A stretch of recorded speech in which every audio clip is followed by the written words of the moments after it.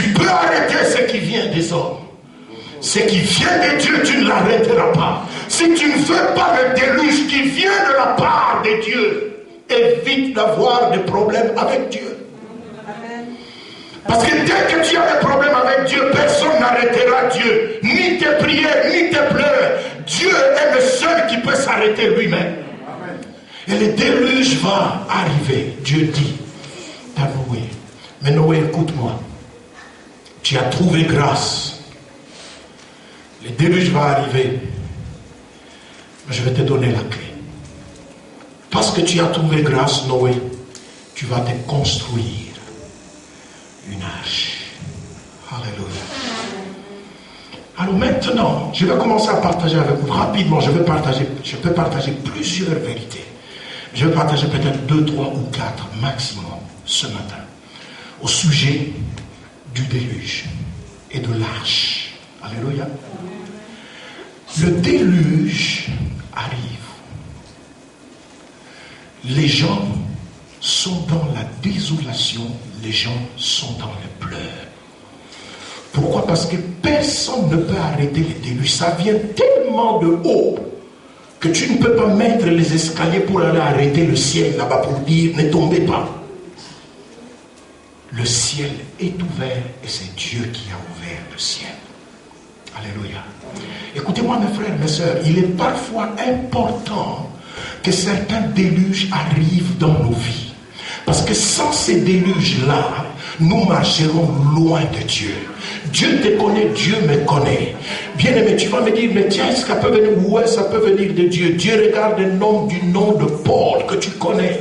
Aucun homme n'a fait sur la terre, à part Jésus, c'est que Dieu voulait comme volonté, si ce n'est l'apôtre Paul. C'est comme ça que le Seigneur, en parlant aux pierres, aux gens qui croyaient être meilleurs, puis Jésus leur dit un jour, faites attention parce que les premiers seront les derniers et les derniers seront le premier. Je vous ai appelé le premier, mais faites gaffe, j'appellerai quelqu'un en dernier. Quand ce quelqu'un-là arrivera, faites attention à vous, ne soyez pas orgueilleux. Parce que cet apôtre, lorsqu'il arrivera, ce que vous êtes en train de faire, eh bien, comparé à ce que lui fera, faites attention, les premiers seront les derniers seront le premier. Cet homme-là, mes frères, mes sœurs, c'est un homme qui guérit le malade, c'est un homme qui ressuscite les morts, c'est un homme, lorsqu'il passe, les démons sont en train de crier, mais il prie pour lui-même. La Bible dit qu'il prie pour lui-même. Dieu lui dit jamais, tu ne seras pas guéri.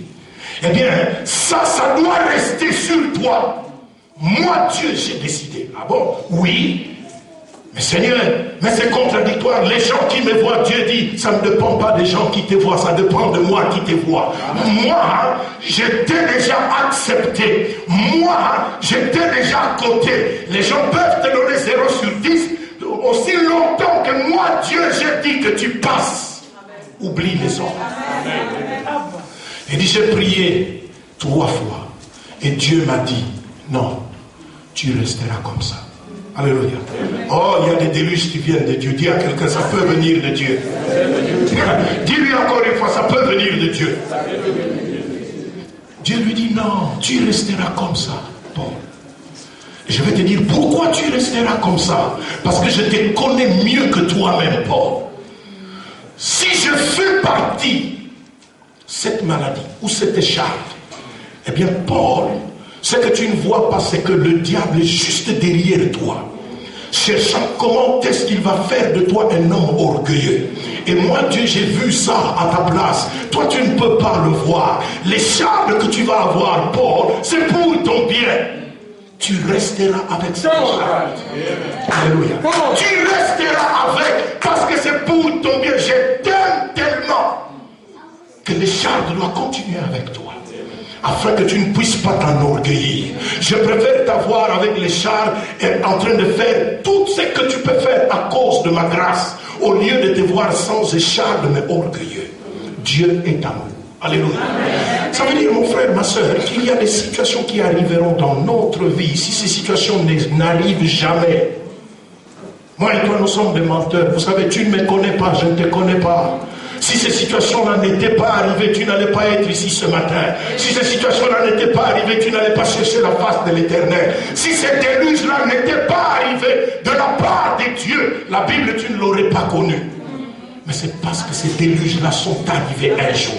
Il y a des déluges qui sont nécessaires dans nos vies.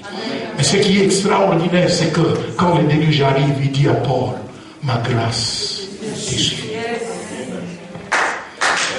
Je te donnerai la grâce. Là où tout le monde est en train de craquer, tu ne craqueras pas. Et les gens ne te comprendront pas. Avec tout ce qu'il est en train de traverser, comment est-ce qu'il peut rester debout comme ça? Eh bien, je reste debout à cause de ça, de sa grâce. Sa grâce me suffit. Sa grâce me suffit. Alors il dit à Noé, Noé, écoute-moi très bien. Le déluge va arriver, le jugement va arriver, personne ne peut arrêter le déluge. La première chose que tu vas faire, Noé, tu vas construire l'arche.